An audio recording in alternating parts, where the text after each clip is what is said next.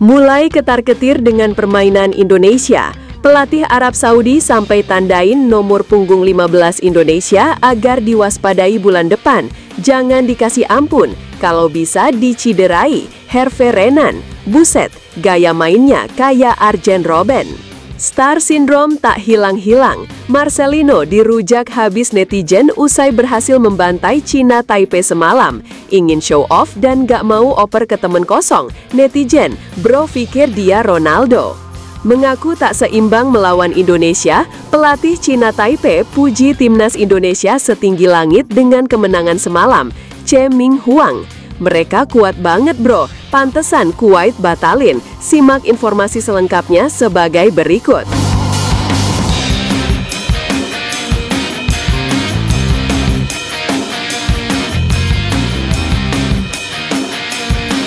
Timnas Indonesia akhirnya berhasil membungkus kemenangan telak di laga perdana FIFA Matchday semalam lawan Cina Taipei.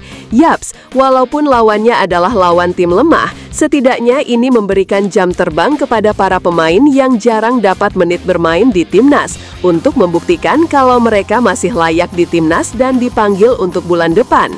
Dalam hal ini, bahkan Bro Patrick membuat starting line up yang cukup mengejutkan, walaupun gak kaget-kaget amat sih, karena lawannya Cina Taipei. Yaps, sebagian besar yang bermain awal semalam adalah pemain yang jarang starting di beberapa laga sebelumnya di round 3. Praktis, hanya Rizky Ridho, Emil Audero, dan Yakob Sayuri yang tetap bermain semalam. Selebihnya adalah pemain yang kadang turun dari bangku cadangan. Pertandingan semalam juga menjadi uji coba bagi Patrick Kluivert untuk melihat komposisi pemain yang layak dipertahankan dan bisa dibawa bulan depan ke Saudi Arabia.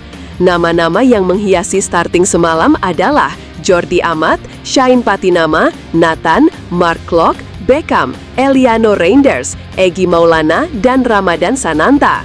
Sedangkan beberapa abang-abangan timnas bahkan tidak masuk DSP, alias hanya duduk manis di sisi tribun VIP melihat rekan-rekannya bermain. Sebut saja Jai Itses, Kevin Dix, Calvin Verdonk, Adrian Wibowo, Kambuaya, dan Yance Sayuri. Yaps, kemungkinan beberapa pemain itu nanti akan bermain di laga kedua melawan Lebanon pada hari Senin di tempat yang sama. Netizen dari awal pun menyarankan agar melawan Cina Taipei pakai skuad biasa saja alias skuad Liga 1 karena Cina Taipei sendiri bukanlah tim kuat alias masih jauh peringkatnya di bawah Indonesia.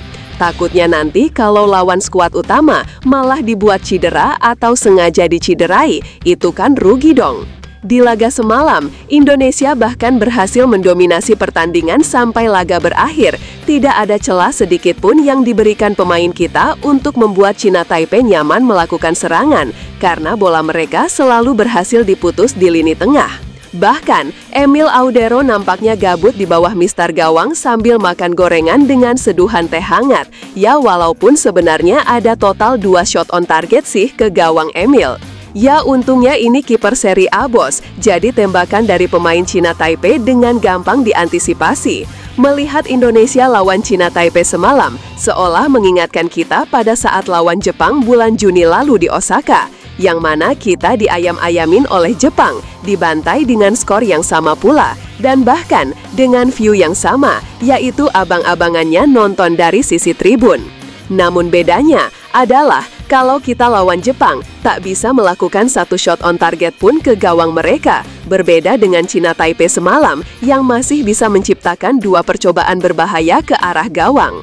Namun, ya untuk laga uji coba semalam hanya persiapan kecil tidak untuk dijadikan patokan akan menggila lawan Saudi dan Irak bulan depan. Kecuali semalam lawan kita Uzbekistan atau Iran, ya bolehlah bangga kan? Yang menarik adalah soal debut Miliano Jonathans bersama timnas Indonesia semalam, yang bahkan banyak mendapatkan sorotan dan apresiasi mendalam. Banyak yang menilai kalau pergerakan Miliano sangat magis, dribbling lincah dan speed gak ada obat. Hanya saja, semalam finishingnya belum klinis menembus gawang Cina Taipei. Banyak yang menyebut kalau gaya main Miliano Jonathans ini mirip dengan legend Belanda Arjen Robben yang punya determinasi tinggi, dribbling mematikan, dan finishing luar biasa. Bahkan, pelatih Saudi yang menganalisa pertandingan semalam juga menyebut kalau dia kaget ada pemain semacam itu di Indonesia. Gaya main yang mirip dengan Arjen Robben, tapi dia adalah orang Indonesia. Hal itu membuatnya harus banyak menganalisa pemain lagi, karena saat ini pemain Indonesia semakin bertambah, kekuatannya berbeda dan semakin tidak bisa diremehkan. Mengaku kekuatan mereka terus-menerus bertambah. Ini adalah pertanda bahwa ambisi mereka ke Piala Dunia sangat besar. Kami tidak bisa berhenti menganalisis setiap pemain mereka yang bergabung, dan kami melihat kekuatan mereka semakin besar, ucap Herve.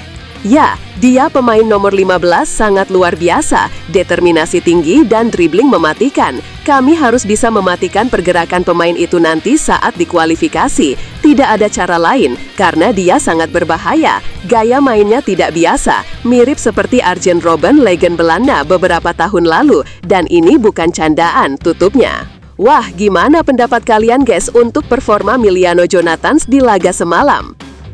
Star Syndrome tak hilang-hilang. Marcelino dirujak habis netizen usai berhasil membantai Cina Taipei semalam, ingin show off dan gak mau oper ke teman kosong. Netizen bro pikir dia Ronaldo. Jarangnya bermain di klub nampaknya memang memberikan dampak luar biasa bagi Marcelino Ferdinand, baik dari segi sentuhan bola, passing, dan juga akurasi shooting. Hal itu terlihat semalam di laga Indonesia melawan Cina Taipei. Marcelino yang masuk dari babak kedua malah dianggap mengganggu ritme permainan oleh sebagian penonton dan netizen. Sering gocek-gocek sendiri dan hilang bola, lalu shooting sendiri gak lihat teman kosong, sampai ke passing yang salah dan gak nyampe. Ya, kita tahu sendirilah, meskipun berstatus sebagai pemain yang bermain di Eropa, namun Marcelino sendiri masih minim menit bermain di tim Oxford United. Bahkan dia hanya jadi penghangat bangku cadangan alias cadangan mati, dan liga kali ini sadisnya nama Marcelino tidak masuk skuad Oxford United. Itu semakin riskan bagi pemain muda, karena yang penting adalah menit bermain untuk tetap mempertahankan sentuhan, permainan, dan level fitness. Kalau hanya jadi cadangan, ya susah sih. Kalau kata netizen sih, mending main di Indonesia saja daripada di Eropa hanya jadi camat.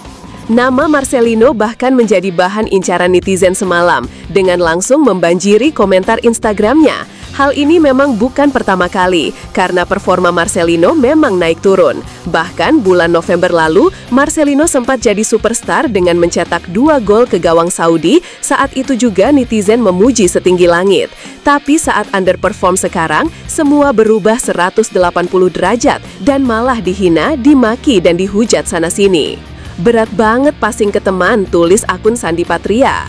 Pulang aja ke Surabaya, menit bermain sangat penting, tulis akun 12 Izal. Bro, pikir Ronaldo, ini main bola bukan pedal, egoisnya dihilangkan bos, tulis akun Yogi Rumaniko.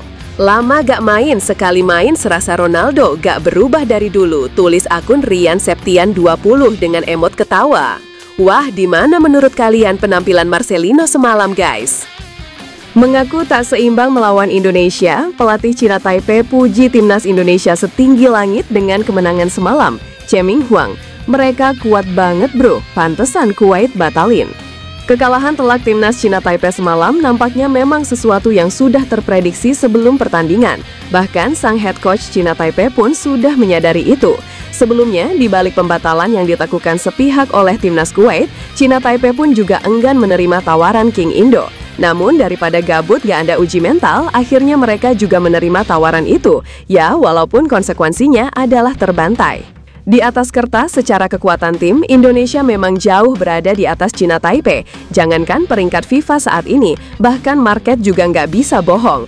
Hal itu tidak membuat pelatih Cina Taipei tidak takut dan tetap nekat, walaupun akhirnya akan merasakan kekalahan sadis. Dirinya bahkan baru sadar, kenapa Kuwait secara tiba-tiba membatalkan sparring lawan Indonesia kemarin. Ya, karena itu. Karena Indonesia adalah tim kuat. Bahkan menurutnya, Kuwait juga bahkan hancur lebur dibuat Indonesia jika saja masih bertanding kemarin. Pertandingan ini tidak berimbang. Kami tahu konsekuensi dari menerima tawaran ini dari Indonesia.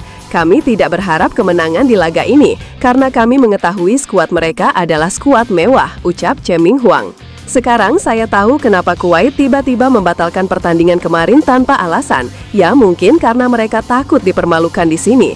Indonesia adalah tim kuat saat ini, dan saya berharap mereka benar-benar berada di Piala Dunia tahun depan, tutupnya. Wah, gimana menurut kalian guys dengan pernyataan dari pelatih Cina Taipei tersebut? Sebu juga nih, jangan lupa tinggalin komentar kalian di bawah ya.